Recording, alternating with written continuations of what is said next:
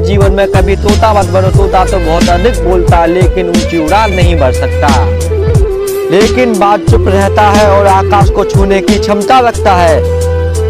7 बातें जो हमें बाज से सीखनी चाहिए। नंबर 1, बाज ऊंचाई पर अकेला उड़ता है और चिड़ियों, कौओं और छोटे पंछियों के साथ कभी नहीं उड़ता। बाज केवल बाज के साथ ही उड़ता है। एक कहावत है कि आप जिन लोगों के संगत में रहते हैं आप भी वैसे ही संगत पा लेते हैं। यह डिसाइड करें कि आप सही संगत में हैं या गलत संगत। नंबर 2, बाज के पास विजन होता है।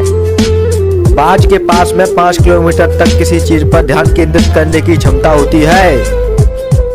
चाहे कितनी भी बाधा उसके सामने क्यों ना आ जाए, बाज अपना ध्यान शिकार से जब तक नहीं हटाता जब तक कि वो उसे पकड़ ना ले। अपना विजन स्पष्ट रखें और अपने जीवन पर फोकस करें।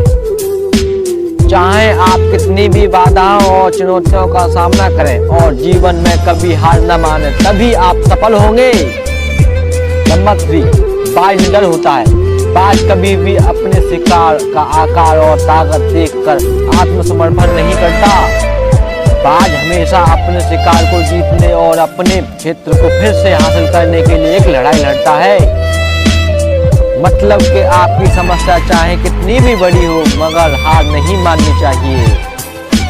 इसके बजाय समस्याओं का सामना करें। सफल लोग निडर होते हैं और वह समस्याओं का सामना करते हैं। बाज कठोर होता है और बाज को तूफानों से मोहब्बत होती है। जब बादल इकट्ठा होते हैं तो बाज उत्साहित हो जाता है। बाज तूफानी हवाओं का इस्तेमाल ऊंचे उड़ने के लिए करता है। तब बाज खुद को बादलों से ऊपर उठाने के लिए भयानक तूफानों का उपयोग करता है। तूफान बाज को बिना पंख हिलाए हवा में तैरने में मदद करता है। उस समय बाज अपने पंखों को आराम देता है। इसी बीच सभी दूसरे पंछी पेड़ों की शाखाओं और पत्तियों में जाकर छिप जाते हैं। इसका अर्थ है कि उपलब्धि हासिल करने वाले चुनौतियों से नहीं डरते, केवल उनका आनंद लेते हैं और फायदे के लिए चुनौतियों का उपयोग करना चाहिए। नंबर 5, बाज कभी भी मरी हुई चीज नहीं खाता, केवल वह अपने शिकार का ही मांस खाता है जिसे वह खुद मारता है। इसका अर्थ है कि आप अपनी पिछली सफलता पर भरोसा ना करें, जीतने के लिए नई सीमाओं पर तलाश जारी रखें, अपने अतीत पर भरोसा ना करें। नंबर 6, बाज अपनी ट्रेनिंग के लिए तैयार होता है। वह अपने घोंसले में से नरम घास और पंखों को हटा देता है ताकि युवा बाज उड़ने की तैयारी में असहज हो जाए और अंत में युवा बाज उड़ जाता है। जब तो घोंसले में रहना उसके लिए आसानी हो जाता है। इसका मतलब है कि आप अपनी कंफर्टेबल वाली जिंदगी को छोड़कर जिसमें कोई ग्रोथ नहीं है।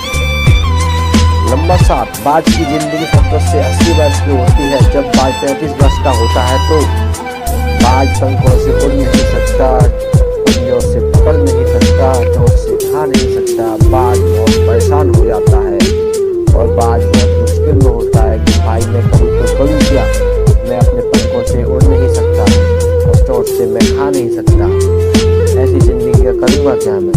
मगर वो संघर्ष करता है और जिंदगी के संघर्ष में वो अपनी कामयाब भी हो जाता है। तब बाज अपने इलाके की सबसे ऊंची चोटी पर जाता है और अपनी चोंच को बार बार एक पत्थर पर मारता है। तब बाज बहुत मुश्किल में होता है मगर वो ऐसा ना करेगा तो भूख से हमारे मर जाएगा।